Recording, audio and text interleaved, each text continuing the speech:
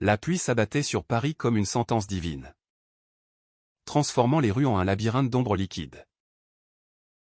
Mathie, trempé jusqu'aux os, poussa la porte vitrée du gratte-ciel haussmannien. Son carnet de notes collé contre sa poitrine comme un bouclier dérisoire. Et là, dans l'ascenseur désert, il croisa le regard de Victor. Ce regard qui, en un battement de cils, le dépouilla de toutes ses défenses à un abîme de secrets où se noyait déjà son cœur. Victor se tenait immobile au milieu de la cabine, les mains dans les poches de son costume anthracite. Impeccable malgré la tourmente dehors. Ses yeux, d'un gris orageux, balayèrent Mathie d'un geste presque indolent, comme s'il évaluait un tableau volé dans un musée lointain. « Vous montez où » demanda-t-il d'une voix basse, veloutée, qui portait l'accent traînant du sud. Un vestige d'enfance gasconne qu'il n'avait jamais tout à fait effacé. Mathie, les lèvres tremblantes d'un mélange de froid et d'embarras, murmura au dernier étage. J'ai un rendez-vous. Avec le ciel. Peut-être. C'était une blague idiote, sortie de nulle part. Mais Victor esquissa un sourire vrai, qui creusa une fossette inattendue sur sa joue gauche. L'ascenseur s'éleva en silence. Le ronronnement mécanique ponctué par le martèlement incessant de la pluie sur le dôme de verre. Mathie sentit son pouce accélérer, il n'était pas du genre à se laisser impressionner par les apparences. Mais cet homme exsudait une autorité magnétique, comme un aimant inversé qui attirait et repoussait à la fois. Au sommet, les portes s'ouvrirent sur un open space désert, éclairé par des néons froids qui soulignaient les contours d'un empire en veille. Victor fit un geste ample de la main. Le bureau de direction est par là. Mais si vous cherchez un abri pour vos divagations poétiques, suivez-moi. Mathie hésita, son carnet dégoulinant sur le marbre poli. Qui était ce type? Un gardien de nuit? Un fantôme bien habillé? Il emboîta le pas, les semelles de ses baskets laissant des traces humides comme des aveux involontaires. La pièce était un sanctuaire moderne, murs tapissés de livres reliés cuir. Un bureau en acajou massif face à une baie vitrée qui donnait sur les toits de Paris noyés dans la brume. Victor s'assit dans un fauteuil de cuir usé, croisa les jambes et observa Mathie avec une curiosité presque clinique. Asseyez-vous. Ou restez debout, si ça vous inspire. Dehors, c'est l'apocalypse, ici.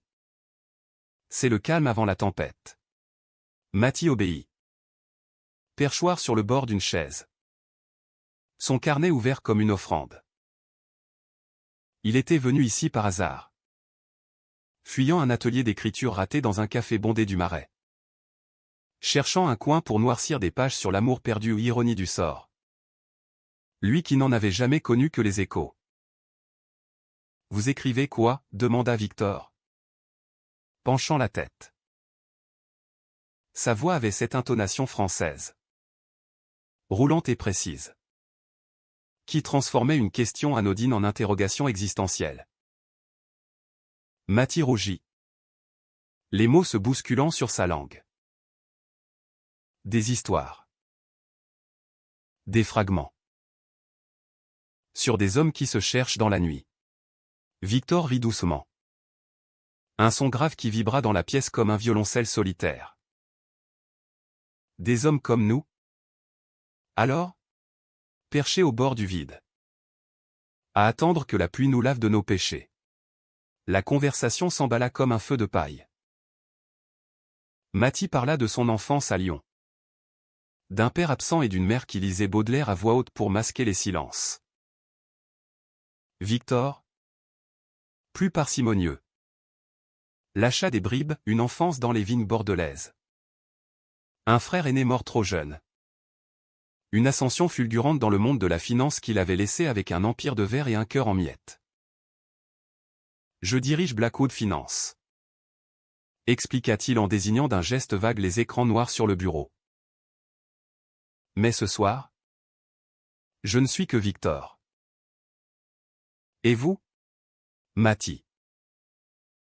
Juste Matty? L'aspirant écrivain qui mendie des heures dans les cafés. Ils rirent. Et pour la première fois depuis des mois. Matty se sentit vu au pas comme un rêveur éthéré.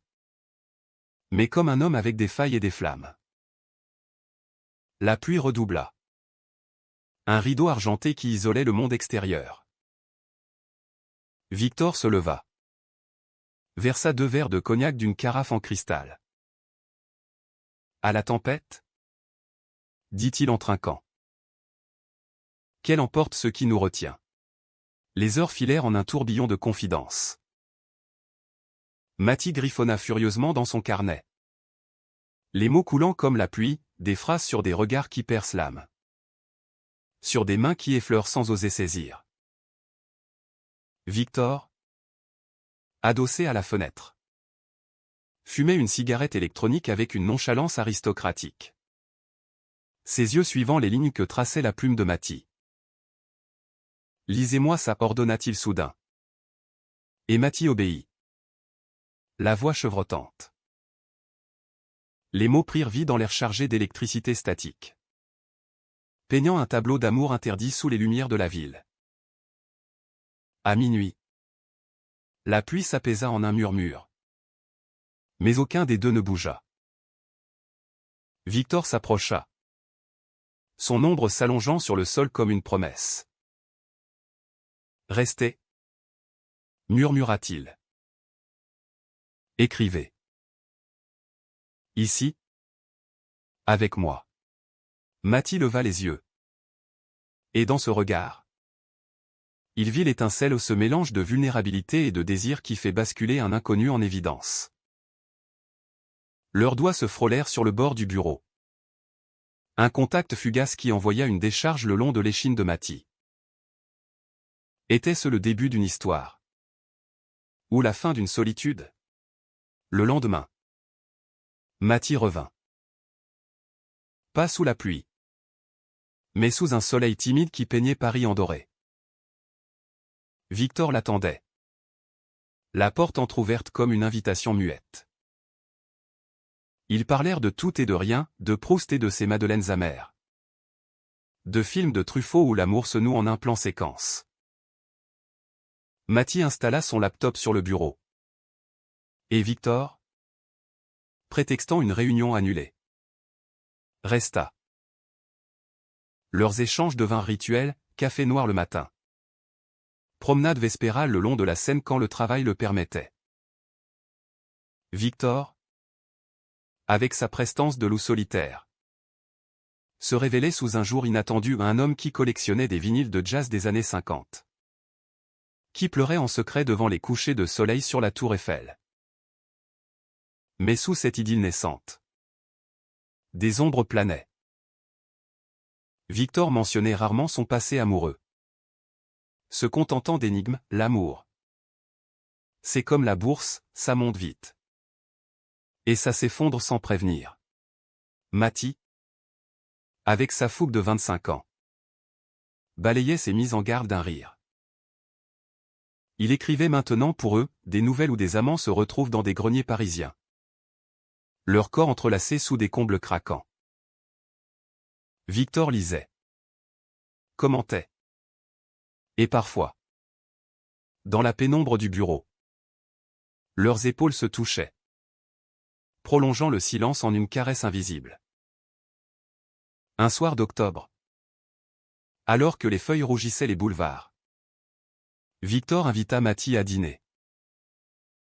Pas dans un restaurant étoilé, mais dans un bistrot anonyme du 11e arrondissement, où les murs suintaient d'histoires ouvrières. Ils mangèrent des escargots et burent du Beaujolais, riant aux éclats d'anecdotes absurdes. De retour au bureau, l'air était lourd de non-dits. Victor ferma la porte à clé ou un geste anodin. Ou peut-être pas. Mathie, dit-il en se tournant. La voix rauque. Je ne sais pas si je suis prêt pour ça. Pour nous. Mais ses yeux trahissaient le mensonge, ils brûlaient d'un feu contenu. Mathie s'approcha, le cœur battant la chamade. Et si on essayait quand même, murmura-t-il. Leurs lèvres se rencontrèrent dans un baiser hésitant. Puis vorace. Comme si le monde entier se résumait à cette fusion. Les mains de Victor glissèrent sous la chemise de Mathie, traçant des sillons de feu sur sa peau. Ils s'effondrèrent sur le canapé de cuir. Un tourbillon de souffle haletant et de murmures en français archaïque « Je t'en veux déjà de me faire ça » souffla Victor contre son cou. Cette nuit-là. Sous le regard indifférent des étoiles parisiennes. Ils se donnèrent l'un à l'autre, scellant un pacte fragile dans la chair et les promesses.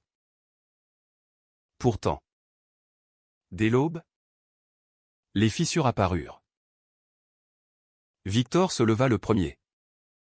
Le visage fermé, comme si la vulnérabilité de la nuit l'avait écorché vif. C'était une erreur, lâcha-t-il en nouant sa cravate. Mathie, encore étourdie de sommeil et de désir, sentit son monde vaciller. Une erreur? Ou une vérité trop grande pour toi? La dispute éclata. Mots aiguisés comme des lames, Victor accusa Mathie d'idéalisme juvénile. Mathie reprocha à Victor sa peur viscérale de l'intimité. Ils se séparèrent sur un claquement de porte. La pluie recommençant dehors comme un écho moqueur. Mathie erra dans les rues mouillées. Son carnet taché de larmes et d'encre. Il écrivit frénétiquement, transformant la douleur en prose acérée. Des semaines passèrent en un brouillard de café solitaire et de nuits blanches. Victor, de son côté, s'enfonça dans le travail.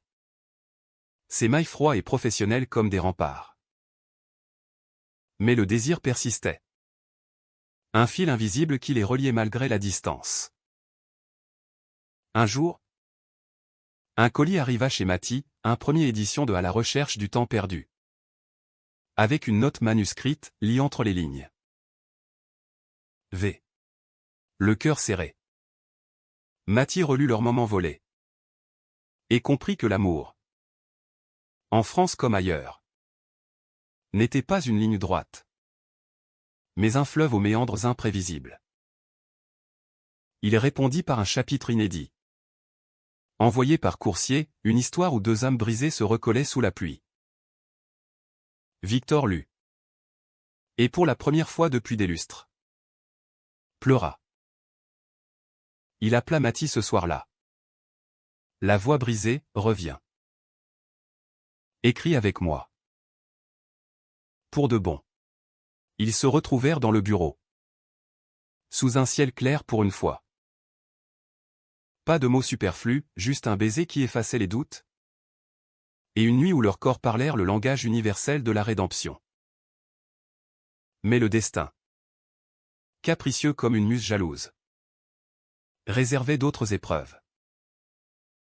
Car Victor portait un secret plus lourd qu'une simple peur, un ex-amant. Un certain Laurent. Qui rôdait encore dans les ombres de son passé. Prêt à tout pour reconquérir ce qu'il avait perdu. Les mois d'hiver enveloppèrent Paris d'un manteau de givre, transformant la ville en un décor de contes de fées cruels. Mathie et Victor, désormais amants officieux, naviguaient dans cette bulle précaire avec une tendresse féroce. Le bureau devint leur sanctuaire, Mathie y écrivait ses chapitres. Victor gérait son empire depuis le même espace. Leur monde se chevauchant en un ballet harmonieux. Ils dînaient tard. Partageaient des plateaux de fromage et de vin rouge. Et parfois, quand la fatigue cédait à l'urgence, ils faisaient l'amour sur le tapis persan. Les lumières de la ville comme témoins muets. Victor s'ouvrait peu à peu, révélant les cicatrices de son âme. Laurent était mon premier amour, confia-t-il un soir. Blotti contre Mathie sous une couverture de laine. On s'est rencontrés à l'école de commerce. À HEC. Il était flamboyant. Insouciant en tout ce que je n'étais pas. Mais il m'a trahi. Avec un collègue. Juste avant notre voyage à New York. J'ai tout plaqué. Suis rentré à Paris pour reconstruire. Blackwood. C'est ma forteresse. Mathie écouta. Le cœur serré. Imaginant le jeune Victor brisé sous les néons de Manhattan. Et moi. Je suis ton rempart maintenant, murmura-t-il. Scellant la promesse d'un baiser. Mais Laurent n'était pas un fantôme inoffensif. Il réapparut comme une tempête printanière. Sous forme d'un email anodin, une invitation à une gala de charité pour les droits LGBTQ+ au palais de Tokyo. Victor hésita. Mais Mathie l'encouragea, affronte-le. Montre-lui que tu es plus fort. La soirée fut un tourbillon de smoking et de coupes de champagne. Paris by Night scintillant de mille feux. Mathie, en queue de pie empruntée, se sentait comme un imposteur parmi ses élites. Mais la main de Victor dans la sienne le encourageait. Laurent surgit au milieu de la foule. Plus beau que dans les souvenirs, cheveux châtains ondulés. Sourire carnassier. Victor, mon cher. Quel plaisir, ronronna-t-il en l'embrassant sur les deux joues. Un geste trop intime qui fit tressaillir Mathie. La conversation glissa sur des souvenirs communs des nuits folles à Deauville. Des promesses chuchotées sous les draps. Victor resta poli. Mais ses doigts serraient ceux de Mathie comme un étau. Et qui est ce charmant jeune homme, demanda Laurent. Les yeux pétillants de malice. Mathie. Mon partenaire, répondit Victor. La voix ferme. Laurent haussa un sourcil. Feignant l'étonnement. Partenaire? Comme c'est touchant. Tu as toujours eu un faible pour les rêveurs. Le reste de la soirée se déroula en une danse tendue, Laurent multipliait les allusions subtiles. Évoquant des cadeaux oubliés. Des voyages avortés. Mathie, piqué au vif, se retira aux toilettes. Le miroir lui renvoyant un visage pâle. Était-il juste un rebound? Un pansement sur une plaie encore saignante? Dehors. Sous un crachin fin. Victor le rattrapa. Ne l'écoute pas. Il est poison. Ils rentrèrent en taxi. Le silence pesant comme un orage contenu. Cette nuit-là. Leur étreinte fut sauvage. Presque punitive, Mathie griffant le dos de Victor. Victor mordant son épaule comme pour marquer son territoire. Tu es à moi, halta Victor. Et Mathie? Au bord des larmes. Répondit, prouve-le. Leur relation s'approfondit dans cette épreuve. Mathie termina son premier roman. Puis d'exil. Inspiré de leur histoire, un jeune écrivain et un magnate solitaire. Unis contre les fantômes du passé. Victor, ému aux larmes lors de la lecture privée, promit de le publier via sa maison d'édition affiliée. Ce sera notre legs, dit-il. Ils parlèrent d'avenir, un appartement dans le 7e. Des week-ends à la campagne. Peut-être même un coming out public quand le moment serait juste. Mais le destin. Ce farceur impitoyable. Avait d'autres plans. Une fuite dans la presse People, des photos floues de Victor et Laurent au gala. Titré Réunion fatale pour l'héritier de Blackwood.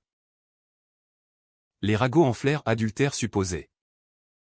Scandale financier lié à un investissement douteux de Laurent. Victor, acculé, nia tout. Mais la machine médiatique s'emballa. Mathie, relégué au rang de jeune amant mystère. Se vit harcelé par des journalistes voraces. C'est lui qui m'a largué pour ce gamin, lâcha Laurent dans une interview larmoyante, semant le doute dans l'esprit de Victor. La première fissure majeure survint lors d'une dispute explosive. Victor, épuisé par les conseils d'administration houleux, rentra tard.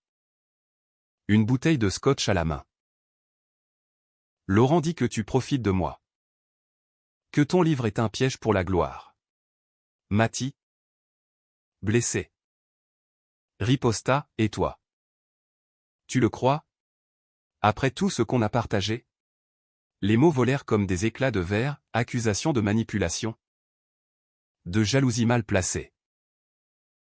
Victor claqua la porte, laissant Mathie seul avec l'écho de ses doutes. Les jours suivants furent un purgatoire. Mathie erra dans Paris, visitant les lieux de leur romance sur le pont des Arts padloqués de cadenas amoureux. Le café de Flore où il s'était embrassé en cachette. Il écrivit des lettres qu'il n'envoya pas. Des chapitres rageurs où l'amour se muait en tragédie. Victor, de son côté, sombra dans le travail, évitant les appels, se réfugiant dans des nuits solitaires au bureau. Laurent, sentant la brèche, multiplia les assauts, un bouquet de roses noires livré aux pantouses. Un message vocal suave, reviens. Mon amour. Ce gosse n'est pas à ta hauteur. Le point de non-retour arriva un vendredi pluvieux. Rappel cruel de leur rencontre. Mathie, résolu à en finir, se rendit au bureau avec son manuscrit achevé sous le bras. La secrétaire, compatissante, le laissa monter. Victor était là, affalé dans son fauteuil, les traits tirés, un verre à la main. « Qu'est-ce que tu fais ici ?» grogna-t-il. Mathie posa le livre sur le bureau. « C'est fini. Pour nous. Tu as choisi ta forteresse. Garde-la. » Les larmes coulèrent, silencieuses. Tandis que Victor, paralysé par la peur, ne trouva rien à dire. Mais au moment où Mathie tournait les talons, Victor bondit, l'attrapant par le poignet. « Attends. S'il te plaît. » Sa voix se brisa. Et avec elle, les digues cédèrent. Il avoua tout, la terreur d'être abandonné à nouveau. La manipulation subtile de Laurent qui avait falsifié des mets pour semer le chaos. « Je t'aime, Mathie. Plus que je ne l'ai jamais aimé. » Lui. Ils s'effondrèrent à genoux. Enlacés. La pluie battant la vitre comme un applaudissement distant. Cette réconciliation fut un feu purificateur, des promesses renouvelées. Des corps qui se redécouvraient avec une urgence nouvelle. Pourtant, la paix fut éphémère. Laurent, furieux d'être démasqué, passa à l'attaque finale, une plainte pour diffamation, accusant Victor de calomnie dans le roman de Mathie. Les avocats s'agitèrent. Les titres hurlèrent scandale gay au sommet de la finance française. Victor, acculé, dut choisir, protéger son empire ou son amour. Il opta pour le compromis à un règlement à l'amiable, en échange du silence. Mais le prix fut amer, Laurent exigea une rencontre finale. Sans Mathie. Victor y alla, le cœur lourd, dans un hôtel anonyme près de l'opéra. Laurent, triomphant, proposa un marché, abandonne le gamin. Et je retire tout. Victor refusa. La voix d'acier, jamais. Tu n'as rien compris de moi. La confrontation dégénéra en cri. En aveux amers, Laurent avouant sa jalousie maladive.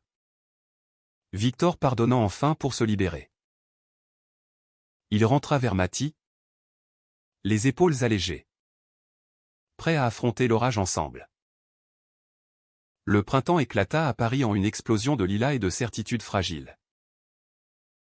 Mathie et Victor, unis par le feu de la crise, plongeaient dans une routine enchantée. Le roman de Mathie fut publié sous le label Blackwood Press. Acclamé par la critique pour sa sensibilité brute, un hymne à l'amour queer dans l'ombre des tours de verre, titra Le Monde. Les lancements littéraires devinrent leur terrain de jeu, Mathie lisant des extraits d'une voix émue. Victor veillant dans l'ombre. Fier et possessif. Ils emménagèrent ensemble dans un loft du Marais. Aux poutres apparentes et aux fenêtres donnant sur des cours intimes. Les matins étaient paresseux, café filtré. Croissant chaud du boulanger d'en bas. Et des heures volées à l'écriture ou au rapport financier. Victor, sous l'influence de Mathie, se mit à la poésie ou des vers maladroits sur des pluies d'été et des cœurs errants. Tu me rends lyrique, plaisantait-il. Mais ses yeux trahissaient une gratitude profonde.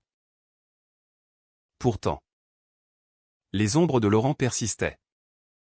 Comme une mélodie lancinante. Des lettres anonymes arrivaient, des photos volées de leur promenade. Des insinuations venimeuses sur la fragilité de leur lien. Mathie, hanté, confronta Victor, il ne s'arrêtera pas. Il nous pourchassera jusqu'à ce qu'on craque. Victor, rassurant, engagea un détective privé. Les rapports confirmèrent, Laurent, ruiné par ses propres magouilles financières, cherchait à se venger en ruinant la réputation de Victor. La tension culmina lors d'une escapade à la Côte d'Azur. Ils louèrent une villa près de Nice.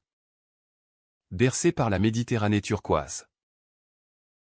Les jours étaient idylliques, baignade nue au lever du soleil. Dîner aux chandelles sur la terrasse. Une nuit. Sous un ciel étoilé.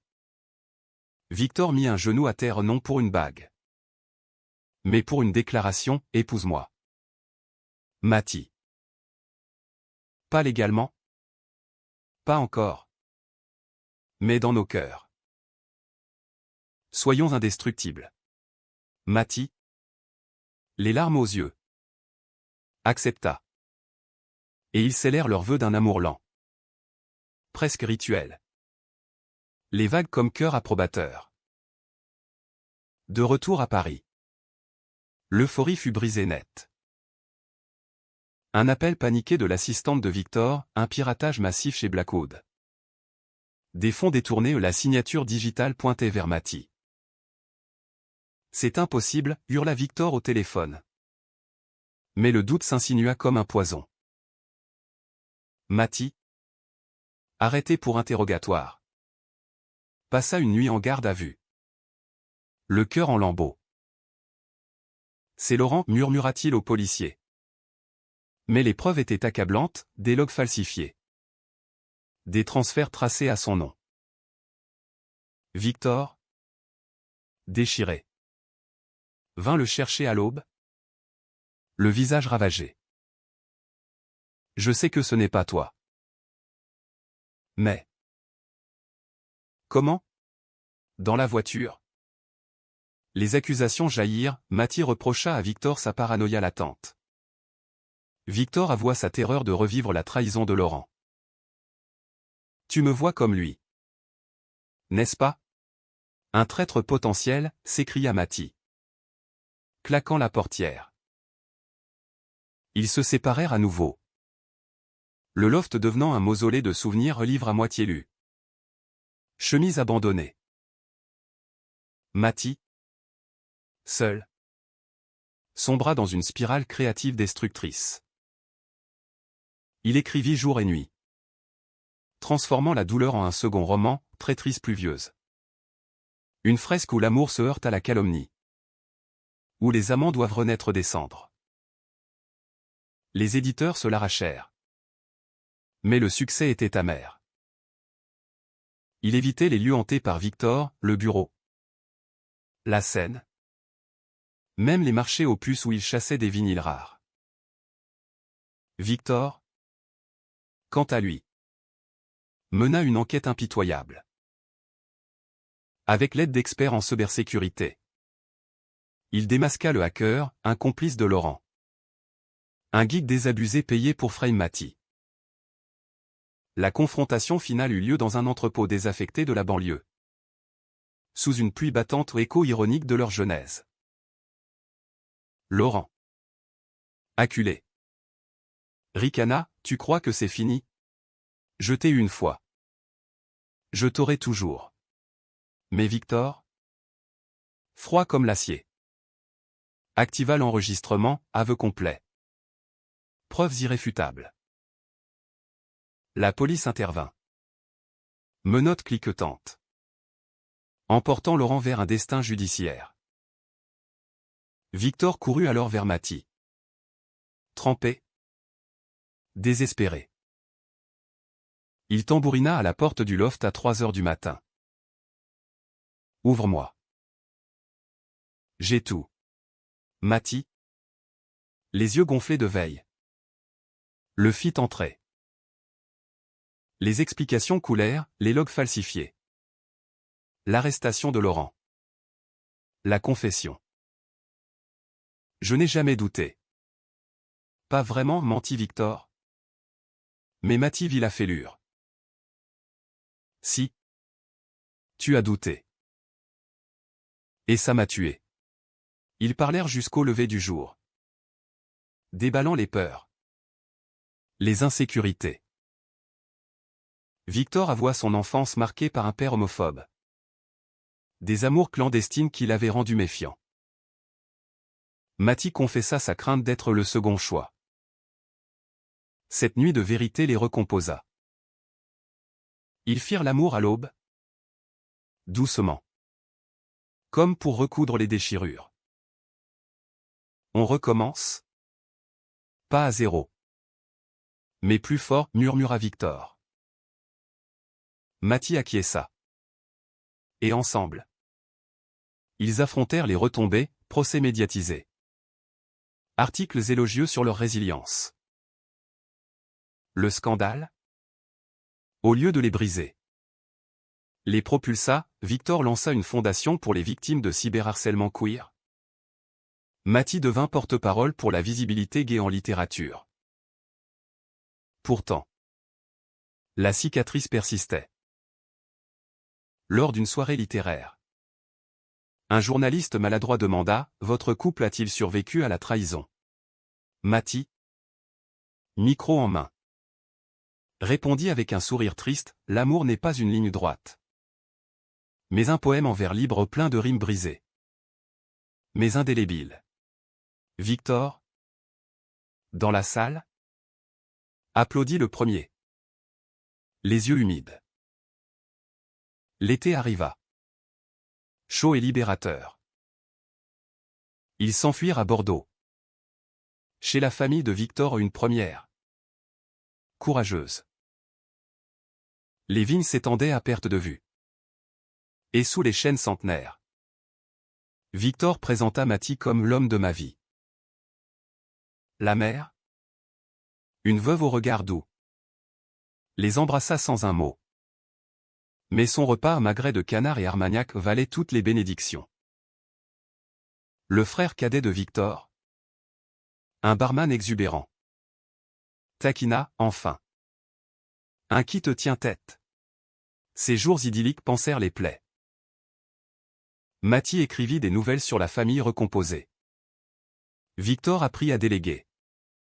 À vivre au-delà du bureau. Mais le vrai test vint en automne, l'anniversaire de leur rencontre. Un an jour pour jour. Victor organisa une surprise le bureau décoré de lumières tamisées. Une table dressée avec des chandelles. Et dehors. Une pluie fine comme un clin d'œil. À nous, trinqua Victor. Et ils dansèrent? Enlacés. Sur un jazz feutré. Mais au milieu du slow, Victor s'arrêta. Le visage grave. J'ai quelque chose à te dire. Mathie se raidit, craignant le pire. Laurent est condamné aux 5 ans ferme. Mais ce n'est pas ça. C'est. Je veux qu'on adopte. Pas demain. Mais un jour. Construire une famille. À notre image. Mathie, submergé, l'embrassa farouchement. Oui. 1000 fois oui. L'automne s'étirait en teintes ocre. Paris se parant de son manteau mélancolique. Mathie et Victor, fortifiés par leur été bordelais, affrontaient la routine avec une maturité nouvelle. Le loft bruissait de projets, Mathie peaufinait son 3e roman. Une exploration des identités queer dans la France post-pandémie. Tandis que Victor restructurait Blackwood pour plus d'éthique que des investissements verts. Des partenariats avec des associations LGBTQ+. Leur soirée était un havre, lecture à voix haute. Massage aux huiles essentielles. Et ces silences complices où les corps parlaient sans mots. Mais la vie, cette grande dramaturge, réservait un twist cruel. Une lettre arriva un matin brumeux, une confession de Laurent. Depuis sa cellule de Fresnes. Pas une menace. Mais un mea culpa larmoyant. J'ai aimé Victor d'une façon toxique. Destructrice. Toi, Mathie, tu es la lumière qu'il mérite. Pardonne-moi. Si tu peux. Joins. Un chèque anonyme pour financer la fondation de Victor. Mathie, partagé entre rage et pitié, le montra à Victor. Brûle-le, grogna ce dernier. Mais Mathie insista, utilisons-le. Transformons le poison en remède. Cette décision fut un catalyseur. Ils lancèrent Arc-en-Ciel Finance. Un fonds d'aide aux jeunes queers en détresse. Financé en partie par ce legs maudit. Les inaugurations devinrent des fêtes, discours enflammés. Témoignages émouvants. Mathie, micro en main, raconta leur histoire sans phare la pluie. Le bureau. Les trahisons. L'amour n'est pas absence de tempête, mais danse sous la averse. Victor, à ses côtés, serrait sa main, fier d'un amour qui osait se montrer. Pourtant, sous cette assurance publique, des doutes privés rongeaient Mathie. Lors d'une thérapie de couple initiative de Victor, toujours pragmatique, il avoua, parfois. Je me demande si je suis assez. Ton monde est si vaste, si puissant. Et moi, juste un scribouillard avec des rêves en papier. Victor, les yeux brillants, répondit, tu es mon encre. Mathie. Sans toi. Je suis ce PDG étrange sous la pluie vide. Errant. La séance se termina en larmes et en rires, renforçant leur lien comme un acier trempé. L'hiver approcha. Et avec lui, un conflit inattendu. Le père de Victor, un vigneron traditionnaliste des Landes, apprit leur relation via un article People. Il débarqua sans prévenir. Un colosse buriné par le soleil, les yeux froids comme le Médoc en décembre. C'est une abomination, tonna Théil dans le loft. Face à un Victor pétrifié. Mathie, discret, se retira dans la chambre. Mais les mots filtraient, accusation d'hérésie familiale. De déshonneur pour la lignée. Victor, pour la première fois. Tintette, c'est mon choix. Père. Et il est plus honnête que tes silences. Le vieil homme partit, porte claquant comme un jugement. Mais le mal était fait. Victor sombra dans une déprime silencieuse aux nuits blanches. Vers solitaire. Mathie, impuissant, le veilla, lisant des extraits de Gide pour le ramener à la surface. Les amours ne sont pas coupables, c'est la peur qui l'est. Cita Théil. Lentement, Victor remonta. Écrivant une lettre à son père, pas une supplique, mais une affirmation: je suis gai. Heureux. Aimé. Accepte-le ou non. Mais sache que je t'aime encore. Cette épreuve les propulsa vers un nouveau chapitre, un voyage en Amérique. Pour contraster avec leur bulle française. New York. Cette jungle d'acier les accueillit en décembre. Sous une neige romantique. Ils arpentèrent Manhattan. Main dans la main, Times Square illuminé. Central Park enneigé. Victor, libéré, embrassa Mathie publiquement, défiant les regards. Ici, on est invisible dans la foule, dit-il. Mathie, émerveillé, écrivit des poèmes sur cette liberté brute, contrastant avec la subtilité parisienne. Mais le retour fut brutal. Une crise chez Blackwood, un partenaire majeur, soupçonneux de leur image publique, menaça de se retirer. Victor, sous pression, commit l'impensable, il demanda à Mathie de se faire discret lors des négociations. Juste pour cette fois. Pour l'Empire. Mathie, blessé au vif, accepta en silence. Mais la graine de la discorde était semée. Lors d'un dîner tendu, il explosa: suis-je ton secret? Victor, ton trophée de nuit. Victor, coupable. S'excusa à genoux: non. Mon tout. J'ai eu peur. Encore. La réconciliation fut ardente, une semaine à Venise. Ville des amours masqués. Où ils se perdirent dans des gondoles et des murmures. Sous le pont des soupirs. Victor glissa une bague simple à l'annulaire de Mathie, or blanc gravé sous la pluie. Épouse-moi. Pour de vrai. En France? Ou ailleurs? Mathie, le cœur gonflé, dit oui. Et ils firent l'amour dans une chambre donnant sur les canaux.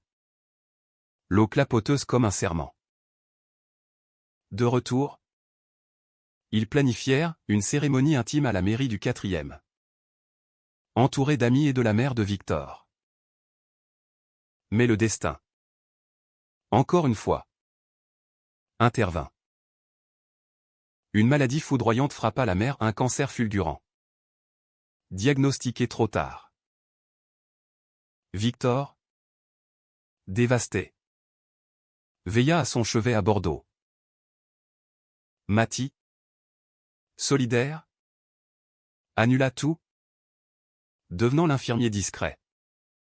Le confident. Tu es ma force, murmura Victor lors des nuits d'insomnie. La mère, dans un souffle, bénit leur union, aimez-vous. Mes garçons. C'est tout ce qui compte. Sa mort, en mars, fut un deuil partagé.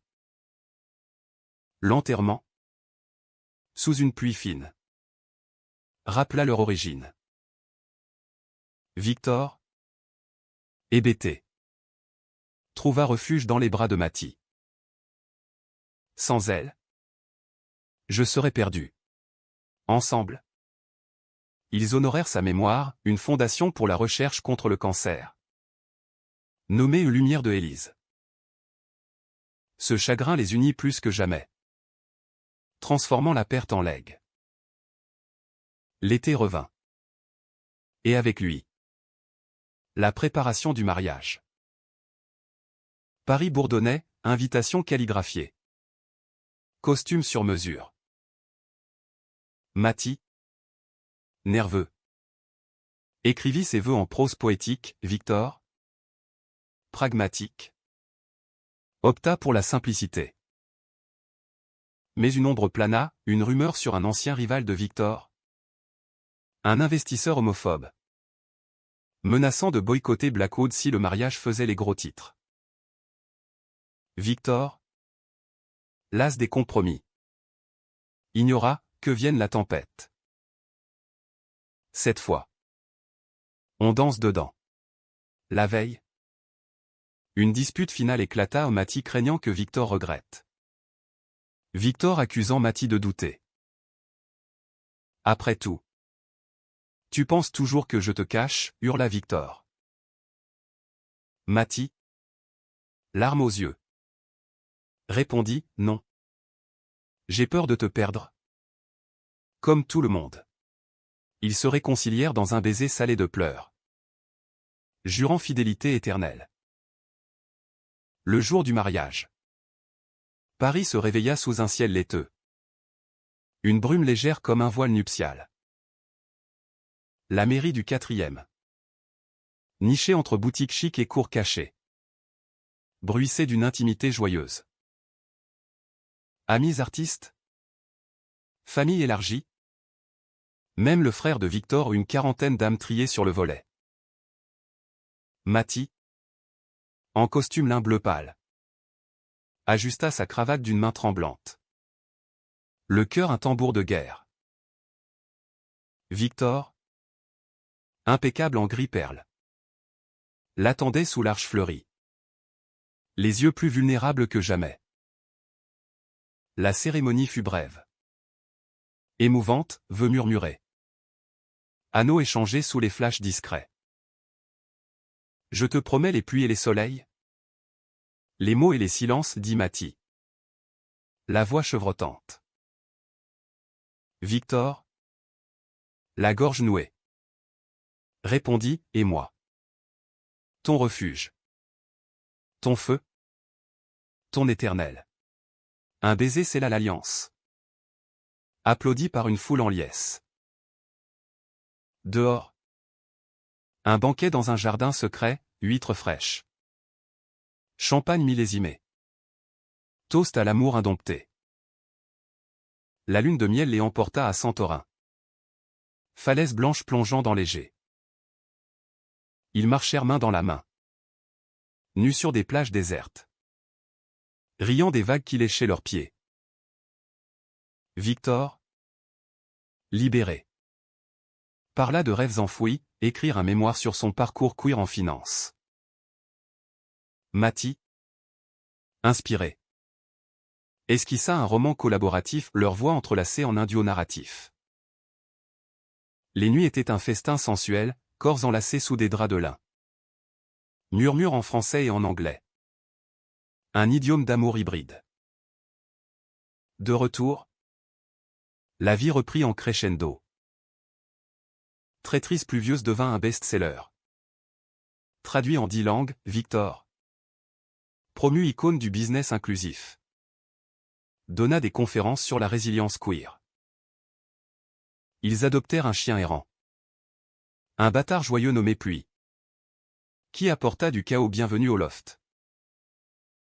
Les dîners avec amis devinrent rituels, débats enflammés sur politique, littérature. Et ces regards complices qui disaient « nous avons survécu ». Mais la trame humaine est tissée de fils fragiles.